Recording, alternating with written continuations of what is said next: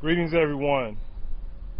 Thought it's time that I would probably talk a little bit more about what's been happening with this COVID-19, as we're pretty much, for some places, the so-called flattening out of the curve has been seen, has been shown. And I was out here thinking in my backyard. It's a nice day here in Houston. We had a very cool 90 degrees for today, slight breeze, and one of my favorite places on earth is my backyard. And so wanted to talk a little bit about the COVID-19. Been getting quite a few texts and calls about, my take on it, and I share my opinion with clients, godchildren. But for the most part, everyone has been talking about, can you put something out? So I thought about it, and here's my take.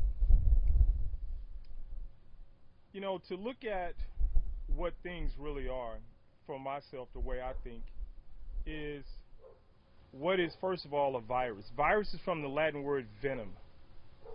Then you have corona. Corona is also a derivative Latin term of the crown, because when you look at it up under a microscope, according to the scientist, the physician, it looks like a series of crowns. Viruses are also considered to be, by some, to be a life form, because they carry genetic material. They reproduce and evolve through natural selection. Now, although they lack key characteristics, they are generally considered necessary to count as life, because they possess some but not all such qualities. Viruses have been described as organisms at the edge of life as it replicates. Viruses are also considered a harmful and corrupting influence as it copies itself or replicates itself. So in a sense, a virus, however long it lives or it expands its own life by copying itself, and then it dies. And unfortunately, at some time, it'll take the host with it. When I look at things like that, I think about, who are we copying? What is it where we are thinking we are expanding, but we're only expanding within the same self? We're not germinating with growth and change. And then we die. Unfortunately, some of us die without ever making those necessary changes in life. The word that comes to mind when I think of how an organism only lives by replicating itself and then it dies, it seems like an unfortunate life pattern. And the word that comes to mind is fear. That although worlds and things are changing around us, fear keeps us locked within. I thought of the movie After Earth by Will Smith. Is fear an enemy? Is fear a choice? Is fear a product of our imagination? Some of us are afraid of the future, and there are times the things that we're afraid of never manifest or come into fruition or into existence. We hear fear of change, and we'll get ready, because we'll not be going back to everything being the same. In just a few months, our world literally and will continue to change. And some of us will be in fear that they can't go back to the same thing. Fear can change electromagnetic consciousness, collective consciousness. One of the things that comes to mind is the many O.I.D.S.I that states or references fear as a stumbling block to one's success. But O.I.D.S.I, like Warren Obara said, he sees me, I don't see him. O.I.D.S.I was divine for O.I.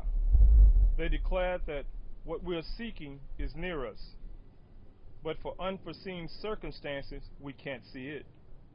We are asked to make sacrifice so that Bara Agbone Regum, may show it to us. Bara Agbone Regun being an aspect of Orunmila. Orunmila, the witness of fate, second supreme being to Olodumare, which is our destiny. What we are seeking is near us. Nothing prevents our seeing. It saves us from ignorance. It speaks of a sacrifice. When one hears, it was then decreed that Owa will always find what they are seeking. Yeah. So with that being said from a warning bara, I think the problem is fear.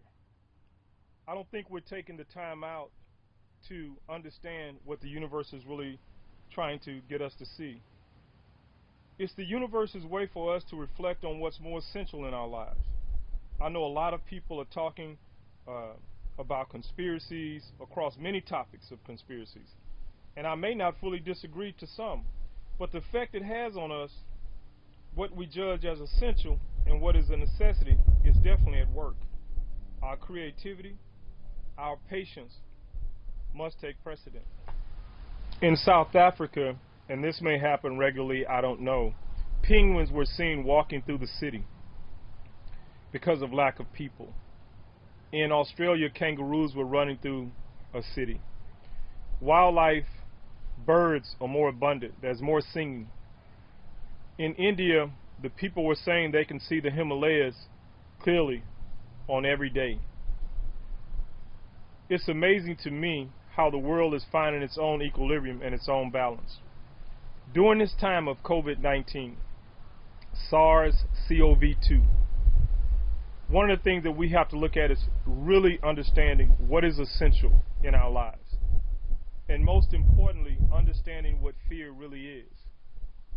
If it is an emotion we know is only the reaction to a cause. There's a cause for this virus. There's a cause if it's not a virus.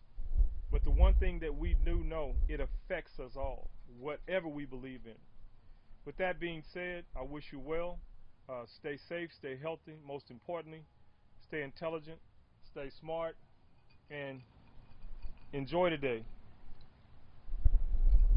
Ashe.